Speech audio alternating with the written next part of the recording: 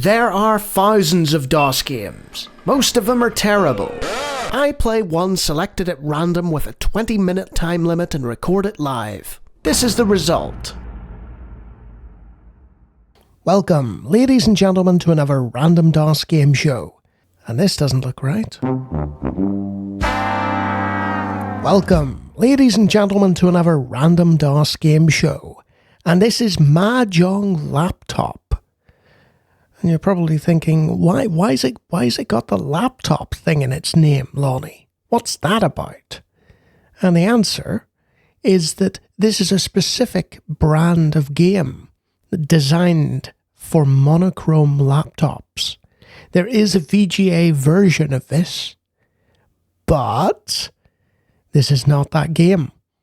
So the inventor of this, well, the creator of this port of Mah Jongg, decided, hey, this doesn't look right on monochromatic laptop screens. So I'm going to create a variant of Mah Jongg that can run on laptop screens. And that's what he did. So kudos to him. The goal of Mah Jongg, for those who didn't watch my earlier Mah Jongg video, shame on you. Super interesting. It ended up in the top 25 and everything. You've got a pyramid of symbols with numbers, and you have to click on the edge of the pyramid on a free tile, not one in the middle like that that's surrounded by other tiles. And then you've got to match it with its corresponding tile to get rid of it. And it's a little puzzle matching game. It's all about seeing where the bits and pieces are, and then potentially planning ahead. Like, for instance, take this bit of advantage. Look at this. Hey, they match. But I'm not just thinking about that, folks. See, if I match those, I free up that and match that with that. Yeah, you saw it. Wow, so fast, Lawnie. Oh, hey, it actually had a little notification there. That was sweet. Let's hit that again. Tile is not free. That's very true, game. I meant to hit this tile to match it with that tile. How silly of me.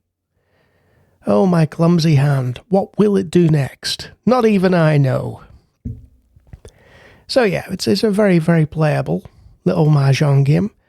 That tile's clearly not free, but I clicked it anyway because I'm an idiot. I was watching a video.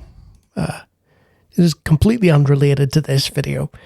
I guess there's some brief stuff in common. But I was watching the Retro Gaming Expo that LGR was covering, and he highlighted somebody. And I just want to give a shout out to Anatoly and say, hey, look, you got highlighted in an LGR video. Well done. One of my subscribers actually got highlighted. So that's nice. I just looked and I was like, hey, I recognize that guy. I mean, don't ignore the fact that he has a much larger DOS gaming channel than I do, you know, but it's kind of sweet seeing somebody like that out in the wild. So go check out that video. It's kind of nice if you're into nerdy convention stuff. I'd probably attend one of those, but, you know, I'm a million miles away from most of them, and I hate traveling these days.